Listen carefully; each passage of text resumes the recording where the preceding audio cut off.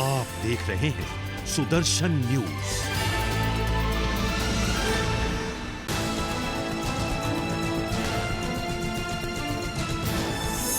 आप देख रहे हैं सुदर्शन न्यूज।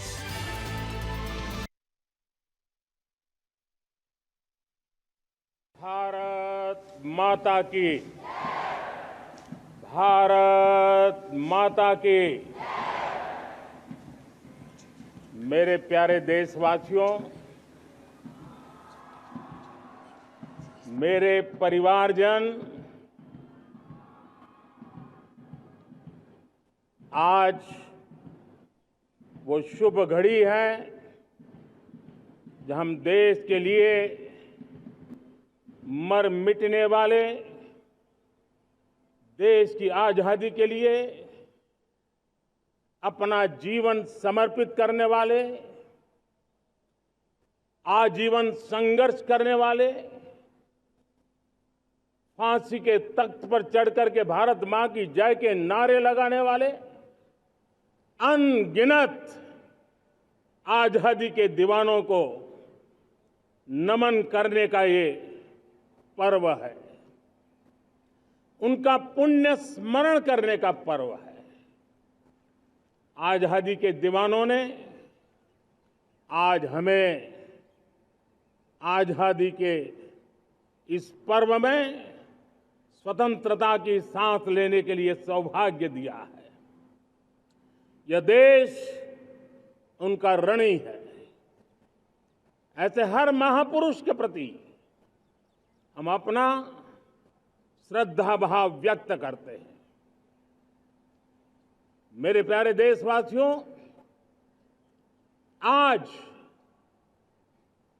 जो महानुभाव राष्ट्र रक्षा के लिए और राष्ट्र निर्माण के लिए पूरी लगन से, पूरी प्रतिबद्धता के साथ देश की रक्षा भी कर रहे हैं, देश को नई ऊंचाई पर ले जाने का प्रयास भी कर रहे हैं। चाहे वो हमारा किसान हो, हमारा जवान हो, हमारे नौजवानों का हौसला हो, हमारी माताओं बहनों का योगदान हो, दलित हो, पीड़ित हो, शोषित हो, वंचित हो, अभावों के बीच भी स्वतंत्रता के प्रति उसकी निष्ठा, लोकतंत्र के प्रति उसकी श्रद्धा, ये पूरे विश्व के लिए एक प्रेरक घटना है। मैं आज ऐसे सभी को आदरपूर्वक नमन करता हूं। प्यारे देशवासियों, इस वर्ष और पिछले कुछ वर्षों से प्राकृतिक आपदा के कारण हम सबकी चिंता बढ़ती चली जा रही है। प्राकृतिक आपदा में अनेक लोगों ने अपने परिवारजन खोए हैं, संपत्ति खोई है, राष्ट्र ने भी पारावार नुकसान भोगा है। मैं आज उन सब के प्रति अपनी संवेदना व्यक्त करता हूं और मैं उन्हें विश्वास दिलाता हूं कि यह देश इस संकट की घड़ी में उन सब के साथ खड़ा है। मेरे प्यारे देशवासियों, हम जरा आजादी के पहले के वो दिन याद करें। सैकड़ों साल की गुलामी, हर कालखंड संघर्ष का रहा। युवा हो, बुजुर्ग हो, किसान हो, महिला हो, आदिवासी हो, उन्होंने गुलामी के खिलाफ जंग लड़ते रहे, अविरत जंग लड़ते रहे।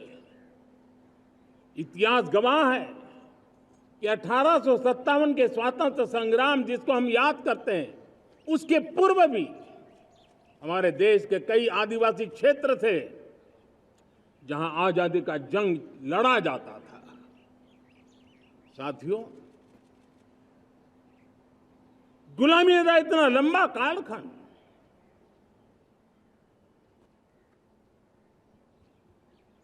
जुल्मी शासक, अपरंपार यातनाएं, सामान्य से सामान्य मानवीयों का विश्वास तोड़ने की हर तरकीब है। उसके बावजूद भी उस समय की जनसंख्या के हिसाब से करीब 40 करोड़ देशवासी आजादी के पूर्व 40 करोड़ देशवासियों ने वो जज्बा दिखाया, वो सामर्थ्य दिखाया, वो एक सपना लेकर के चले, एक संकल्प लेकर के चलते रहे, जूझते रहे। एक ही स्वर था, वंदे मातरम। एक ही सपना था, भारत की आजादी का। 40 करोड़ देशवासियों ने, और हमें गर्व है कि हमारी रगों में उन्हीं का खून है। वो हमारे पूर्वज थे। सिर्फ 40 करोड़ लोगों ने दुनिया की महासत्ता को उखाड़ करके फेंक दिया था, गुलामी की जंजीरों को तोड़ दिया था। अगर हमारे पूर्वज, जिनका खून हमारी रगों में है, आज हम तो 140 करोड़ है। अगर 40 करोड़ गुलामी की बेड़ियों को तोड़ सकते हैं, अगर 40 करोड़ आजादी के सपने को पूर्ण कर सकते हैं, आजादी लेकर के रह सकते हैं, तो 140 करोड़ देश के मेरे नागरिक, 140 करोड़ मेरे परिवारजन अगर संकल्प लेकर के चल पड़ते हैं, एक दिशा निर्धारित करके चल पड़ते हैं, कदम से कदम मिलाकर, कंधे से कंधा मिलाकर अगर चल पड़ते हैं, तो चुनौतियां कितनी भी क्यों ना हो, अभाव की मात्रा कितनी ही तीव्र क्यों ना हो, संसाधनों के लिए जूझने की नौबत हो तो भी हर चुनौती को पार करते हुए हम समृद्ध भारत बना सकते हैं। हम 2047 विकसित भारत का लक्ष्य प्राप्त कर सकते हैं। अगर 40 करोड़ देशवासी अपने पुरुषार्थ से, अपने समर्पण से, अपने त्याग से, अपने बलिदान से आजादी दे सकते हैं, आजाद भारत बना सकते हैं, तो 140 करोड़ देशवासी उसी भाव से समृद्ध भारत भी बना सकते हैं। साथियों, वो एक समय था जब लोग देश के लिए मरने के लिए प्रतिबद्ध थे और आजादी मिली थी। आज ये समय है देश के लिए जीने की प्रतिबद्धता का। अगर देश के लिए मरने की प्रतिबद्धता आजादी दिला सकती है, तो देश के लिए जीने की प्रतिबद्धता समृद्ध भारत भी बना सकती है।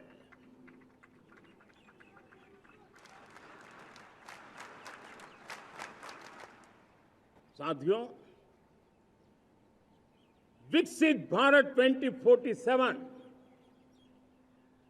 इस तरफ भाषण के शब्द नहीं है, इसके पीछे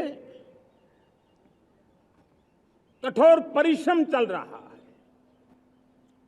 देश के कोटि कोटि जनों के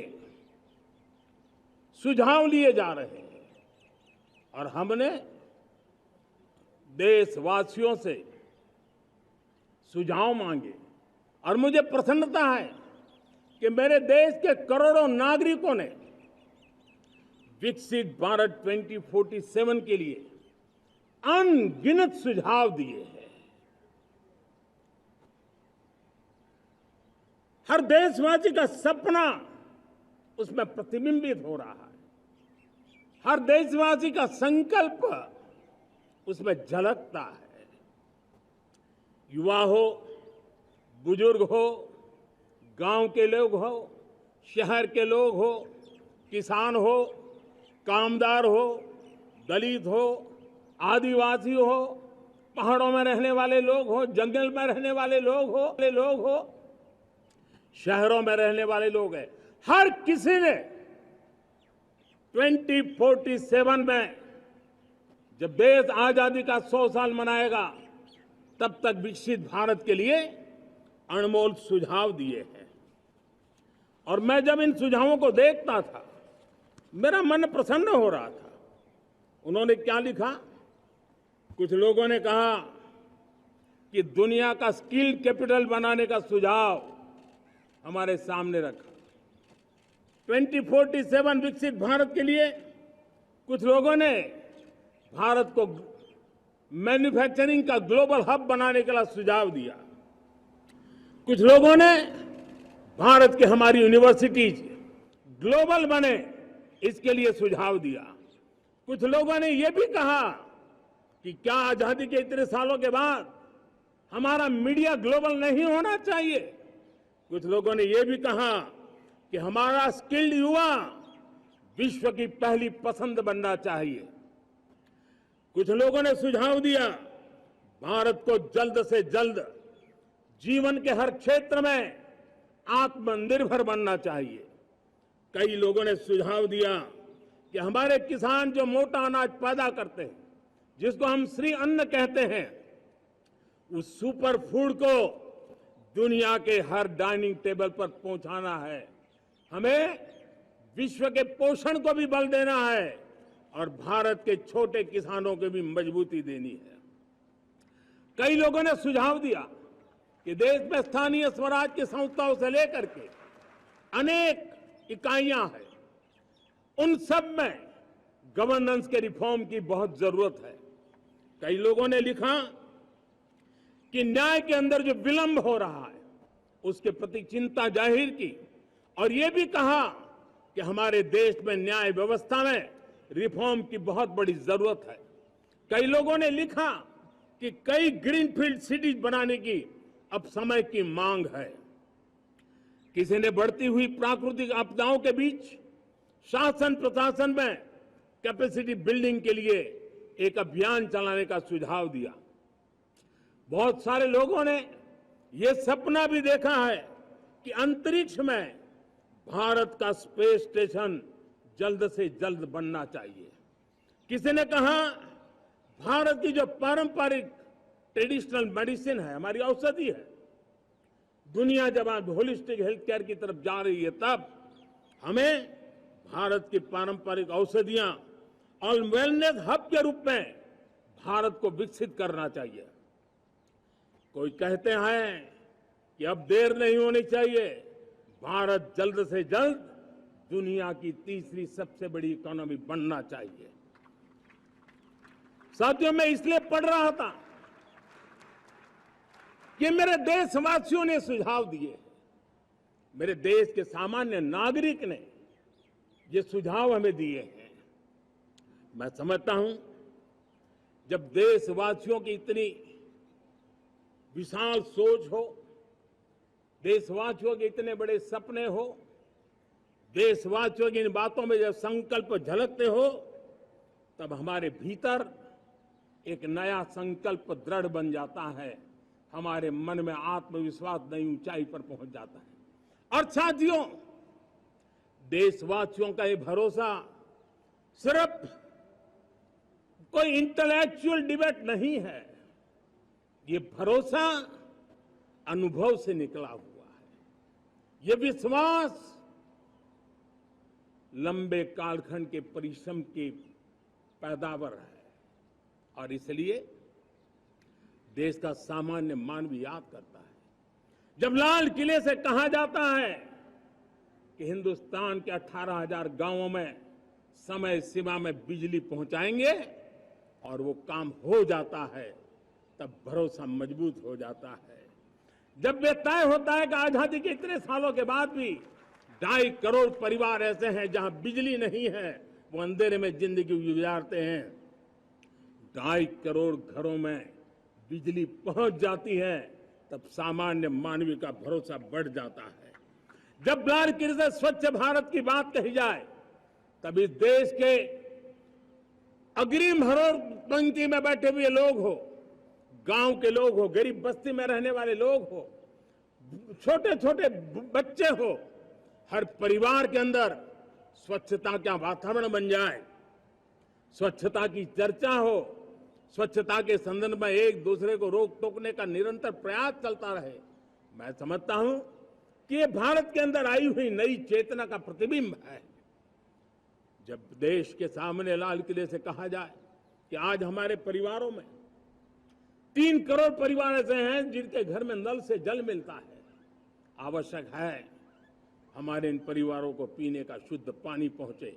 जल जीवन मिशन के तहत इतने कम समय में नए 12 करोड़ परिवारों को जल जीवन मिशन के तहत नल से जल पहुंच रहा है।